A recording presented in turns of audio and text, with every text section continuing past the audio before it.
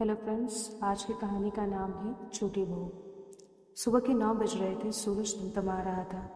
रामनगर के बाजार के पास छोटी चौपड़ के राठी सदन में आज रोज से ज़्यादा चहल पहल हो रही थी। टेबल कवर नए बिछाए जा रहे थे जो सिर्फ दिवाली पर ही बिछते थे। बिना किसी त्यौहार या किसी जन्मदिन के दुकान से मिठाइयाँ भी आ रही थी। नए पर्दे लग रहे थे जो कि आज तक दीपावली पर भी नहीं हुआ। ऐसा लग रहा था मानो किसी टीवी सीरियल की शूटिंग की तैयारी चल रही है। घर के ड्राइंग रूम के सोफे के तकियों के कवर बदलते हुए कामिनी चिल्लाई, दूध कोई लाया कि नहीं? ये वो भी मैं लाऊं? रमा, ओ रमा, तुझे आज ही तैयार होना है। लड़के वाले आज ही आने वाले हैं। कमरे में तैयार हो रही रमा की आवाज़ आई, 5 मिनट और माँ। इस पर कामिनी चिल्लाने इस पर कामिनी फिर से चिल्लाई, हाँ, जब फरवरी की 30 तारीख आवेगी उस दिन तेरे 5 मिनट पूरे हो जाएंगे। उधर कमरे में रमा को उसकी बड़ी बहन राधा उसे साड़ी पहना रही थी और रमा उससे नुक्स निकाल कर बार बार उससे साड़ी ठीक करवा रही थी। तभी राधा कहती है, दीदी, कियारा अडवाणी जैसे टाइट साड़ी पहनती है ना, वैसी नहीं हो रही। तभी कमरे में उनकी माँ कामनी आई और बोली, राधा फटाफट पहना इसको साड़ी, किचन का भी सब देखना है और दूध भी पता नहीं क्यों नहीं आया, चाय भी चढ़ानी है। और हाँ राधा, ये जो सूट तूने पहना है वो बहुत ज़्यादा चटक है, ध्यान पूरा तुझ पर ही जाएगा, कुछ थोड़ा सोबर पहन ले। ये सुन राधा थोड़ा घबरा गई और हड़बड़ा गई। तो कामनी ने उसे समझाते हुए कहा, वो लड़के वाले रमा को देखने आ रहे हैं ना? देख बेटा, मेरे भी मन खराब होता है जब तुझसे ये सब कहती हूँ, पर मेरी किस्मत की करे क्या? तेरी कुंडली में ही लिखा है कि 7 साल तक तेरी शादी नहीं हो पाएगी और जो हो गई तो सत्यानाश हो जाएगी जीवन का। पति को हानि हो सकती है, वो भी जीवन का। क्या करूँ बेटा? राधा ने उनके कंधे पर हाथ रखते हुए कहा, नहीं माँ, मैं समझती हूँ तुम क्यों बुरा मानती हो। तुमने कभी फर्क किया ही नहीं हम दोनों में, और आज रमा का दिन है, उसे चमकना है। मैं कुछ और पहन लूँगी। कामनी ने उसकी बलाएं लेते हुए कहा, फर्क तो है तुम दोनों में, एक ये झल्ली सी और तू मेरी अच्छी बेटी, मेरे बिना कहे ही सब बात समझ जाती है।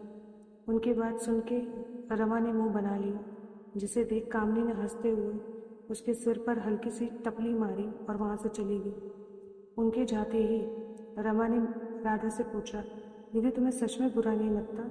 राधा ने भी उसे साड़ी पहनाते हुए पूछा, बुरा किस बात का? इस बात का कि मेरी शादी तुझसे पहले हो जाएगी। राधा ने मुस्कुराकर उससे कहा, ना बाबा, इस बात का बुरा नहीं लगा कि तेरी शादी मुझसे पहले होगी, पर इस बात का बदला ज़रूर लगता है कि तू इस घर से चली जाएगी तो मैं रोज़ रामनगर की भुजिया किसके लिए लाऊंगी? शाही स्वीट्स की लस्सी कौन पिएगा? कौन मुझे पूरे घर में दीदी दीदी कहकर चिल्लाएगा? यह सुनकर रमा मिली के गले लग गई और बोली, तुम भी ना दीदी, वैसे तुम उसकी चिंता मत करो, मैं तुम्हें मोबाइल में दीदी दीदी की आवाज़ रिकॉर्ड करके दे दूँगी, तुम उसे रोज़ चला लेना। और रही बात शाही स्वीट्स की लस्सी और आह, प्रेम विलास की भुजिया की, तो वो मैं पैक करवा लूँगी। उसकी इस बात पर दोनों बहनें खिलखिलाकर हंस दी। तभी कामनी ने राधा को फिर से आवाज़ दी, राधा, ओ राधा, चल मैं जाती हूँ, काम है अभी बहुत सारा। और सुन, साड़ी को लेकर नर्वस मत हो, तू बहुत ज़्यादा अच्छी लग रही है, कियारा एडवाणी से भी ज़्यादा। यह बोल राधा वहाँ से चली गई। वही उसकी बात सुनकर रमा ने खुद को शीशे में देखते हुए कहा, यह तो मुझे पता है दीदी, लड़का कहाँ जाएगा, हाँ ही करेगा। बचपन से सारे गेम में मैं ही जीतती आई हूँ, यहाँ भी मैं ही जीतने वाली हूँ। ड्राइंग रूम में बदल रहे पर्दे। कामनी अब परेशान हो रही थी, उनकी कमर दुख गई थी। तभी राज हाथ में थैलियाँ लेकर घर के अंदर आया। कामनी ने उन्हें आए देखा। इतनी देर क्यों लगा दी? दुकान पर चीज़ें लेने गए थे या दुकान वाले का हाथ बटाने? इस पर राज चिढ़ते हुए बोले, अरे तुमने ही तो कहा था कि मोहन जी की गुलाब जामुन या नन खटाई नहीं चलेगी, बड़ी बेकरी से बिस्किट और वो कुकी लेकर आओ, वह भी डाइट वाले। तो वही लेने गया था, पर ज़्यादा नहीं कर रही हो तुम? ऐसा 56 भोग तो हमने भगवान को भी नहीं लगाए होंगे कभी। कामनी ने उन्हें याद दिलाते हुए कहा, अरे बड़े लोग हैं वो, आप जैसे नहीं कि प्रेम विलास की भुजिया मिल गई और खुश हो गए। वह सब तो इम्पोर्टेड चीज़ें ही इस्तेमाल करते हैं, एकदम हाई फाई वाले, या गुलाब जामुन वगैरह उन्हें चर्बी चढ़ाने वाली चीज़ें लगती हैं। वह क्या सोचेंगे? हमको इतना भी नहीं पता कि डाइट वाली चीज़ें खानी चाहिए। उन्हें तो हाँ करके जाना ही है, बिना हाँ किए ना जाने देंगे हम। इस पर राज उनसे बोले, अरे तो पहले बताती, मैं लंबी रस्सी लेकर आता, बांध देता उनको यहाँ, जब तक हाँ ना कहते हुए वो हंसने लगे। तो कामनी गुस्से में बोली, हंस लो, अभी हंस लो, जब ये लॉटरी हाथ आवेगी तब आप खुद कहोगे, वाह रानी क्या दिमाग लगाया है। उनकी यह बात सुन राज सोफे पर पसर कर बोले, तुम कहो तो तुम्हारी वाकई में लॉटरी का टिकट ला दूं। यह जो लड़के वाले आने वाले हैं तुम्हारे बिटिया से शादी करने, इसको लॉटरी के खेल मत समझो। कामनी उनकी बात अनसुनी कर रैलियों में कुछ ढूंढने लगी, फिर बोली, दूध कहाँ है, लाना था क्या? राज ने यह पूछने पर कामनी उन पर बरस पड़ी, बड़ी बड़ी बातें कर लो, बैठे बिठाए दर्शन शास्त्र पढ़वा दो, पर असल जिंदगी का कोई काम दे दो तो कर नहीं पाते। अब यह कुकी किसके साथ खिलाऊंगी, चाय तो चाहिए ना। यह सुन राज फिर खड़े होते हुए बोले, फिर मार्केट जाऊं मैं? नहीं, आप बैठे ही रहो, ये वाले पर्दे बदल दो, मेरी तो कमर दुखाई है। आप कुछ काम भी कर लो, एक तो काम करो, ऊपर से दूरी भी बना दो। छोड़ो, दूध मैं लेकर आती हूँ। कहते हुए कामनी किचन में चली गई। राधा वह पकौड़े तल रही थी। तभी कामनी ने उससे कहा, मैंने तेरे बाबा से कहा था एक्स्ट्रा दूध लाने के लिए, वह फिर भूल गए और मुझे ही जाना पड़ेगा। कमर दुख आई है मेरी। पकौड़े थोड़े ज़्यादा बना देना, रात को यही खाएंगे, मैं खाना नहीं बनाने वाली रात को। तभी राधा ने उनसे कहा, माँ तुम्हें बहुत दर्द हो रहा है ना, तो चलो मैं चली जाती हूँ दुकान। नहीं बेटा, तू कितना काम करेगी? इस पर राधा मुस्कुराकर बोली, काम कहाँ किया मैंने, सुबह से क्या काम किया है, बस 2 पकौड़े तो तले हैं मैंने। बताओ कितना लाऊं? 30 रुपए का काफ़ी होगा? नहीं नहीं, 50 का। कुछ कम नहीं पड़ना चाहिए, ज़्यादा भले ही हो जाए। वह जब जाने लगी तो कामनी ने उसे पीछे से बुलाया, सुन राधा, देख तू बड़ी है और तू जब सामने आएगी सबके तो सब पूछेंगे कि तू कौन है, फिर हमें बताना पड़ेगा कि तू बड़ी बहन है। और फिर यह सवाल आएगा कि जब बड़ी बेटी है तो छोटी की शादी का रिश्ता क्यों? फिर तेरी कुंडली का भी बताना पड़ेगा। और आजकल के लोग तो बड़े शकी हैं, कहीं वह रमा की कुंडली पर भी शक करने लगे तो हम यह कह देंगे कि तुम छोटी हो। नहीं, ऐसे झूठ बोलना भी क्या, पर क्या करें?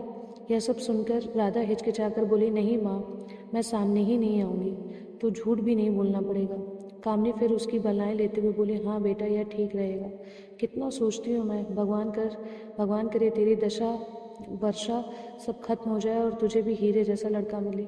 राधा मुस्कुराकर वहाँ से चली गई। वो अपने घर के पास दुकान पर दूध लेने पहुंची तो दुकान पर बैठे भैया ने पूछा, बहन के लिए रिश्ता आ रहा है ना?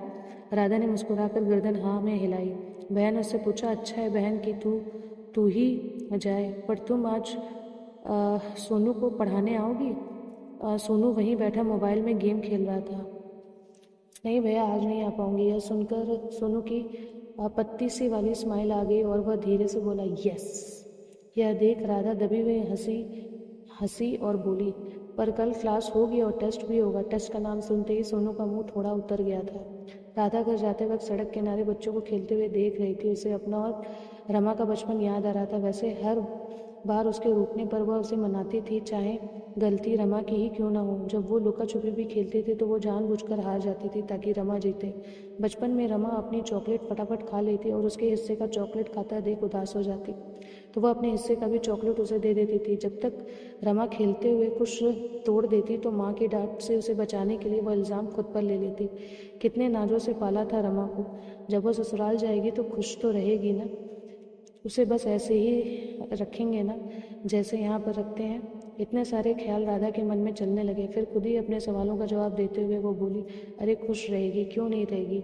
हमारी रमा किसी से कम है क्या? कितनी अच्छी दिखती है, बातें करने में भी लाजवाब है, जब मूड में हो खाना भी गजब बना लेती है। यूं ही खुद से बातें करते हुए पहुंची। कामनी दरवाजे पर ही उसका इंतज़ार कर रही थी। उसके आते ही वह बोली, जल्दी कर बेटा, वह आने वाले हैं। फटाफट चाय चढ़ाते हुए, और सुन, शक्कर मत डालना चाय में, अलग से कटोरी में लेकर आना, क्या पता वो बड़े लोग बिना शक्कर की चाय पीते हों। राधा हाँ में सर हिलाकर किचन की तरफ चली गई। कामनी ने उसे पीछे से आवाज़ देकर कहा, और सुन, सूट भी बदल लेना, अपना कुछ सोबर सा पहन लेना। वैसे तो सामने आने वाली नहीं, पर फिर भी अगर कुछ गड़बड़ हो जाए तो। रमा ने उन्हें यकीन दिलाते हुए कहा, हाँ मैं ये सब कर दूंगी, आप चिंता मत करो। सब सोफे पर बैठे। राज ये सब सुन रहे। राज बीच में बोले, क्यों नहीं आएगी ये सामने, क्यों मना कर रही हो इसको? कामनी ने चिढ़कर उन्हें जवाब दिया, क्योंकि मैं दुश्मन हूँ ना इसकी, इसलिए इसको मना कर रही हूँ। ये सुनकर राधा उन्हें ठोकते हुए बोली, नहीं माँ, ऐसा मत बोलो, कोई दुश्मन नहीं है हमारा। और बाबा, यह ना हम दोनों के बीच की बात है, आपको नहीं पता। राज ने उसे समझाते हुए कहा, बेटा, अच्छा होने में और बेवकूफ़ होने में बहुत अंतर होता है। बहुत ज़्यादा अंतर नहीं होता है। उनकी यह बात कामनी ने गुस्से में कहा, तुम भड़काओ मत मेरी बेटी को मेरे खिलाफ। उसका गुस्सा देख राज ने कहा, जाओ पहले देखो लॉटरी में जो नंबर निकला है उस नंबर की पर्ची तैयार है कि नहीं। रमा, तैयार है कि नहीं? हाँ, एक बेटी को दुश्मन बना दिया और दूसरी बेटी को पर्ची बना दिया मैंने। इतनी बुरी माँ हूँ ना मैं, यही कहना चाहते हो ना? ओहो कामिनी देवी, कभी शांत तो रहा करो। राधा दोनों को ठोकते हुए बोली, प्लीज़ माँ बाबा, आज के दिन तो मत लड़ो, वो लोग कुछ देर में आ जाएंगे और आपको ऐसे लड़ते देखेंगे तो अच्छा लगेगा क्या? कामनी ने शांत होते हुए कहा, तू सही कह रही बेटा, तेरे बाबा की बातों में आ गई तो बातों में ही रह जाओगी, काम धाम कुछ होने वाला है नहीं। ये सुन राधा ने कहा, काम की चिंता मत करो माँ, मैं कर रही हूँ, अभी कपड़े बदल कर आती हूँ, फिर सीधा चाय बनाती हूँ, ठीक है? अब तो मूड खराब मत करो, थोड़ा मुस्कुराओ। कामनी राधा की बलाए लेते हुए मुस्कुरा दी। राधा कपड़े बदलकर किचन में चाय चढ़ाने लगी। नया टी से निकालकर पकौड़े, बिस्किट सब कुछ प्लेट में सजाने लगी। तभी बाहर गाड़ी की आवाज़ आई, जिसे सुनकर चिल्लाते हुए बोली, आ गए लड़के वाले आ गए। दोस्तों, ये था छोटी बहू का पार्ट 1। आशा करती हूँ कि आपको ये स्टोरी पसंद आई होगी। अगर वीडियो पसंद आए तो इसे लाइक शेयर सब्सक्राइब ज़रूर करें। मिलते हैं छोटी बहू के पार्ट 2 में। धन्यवाद।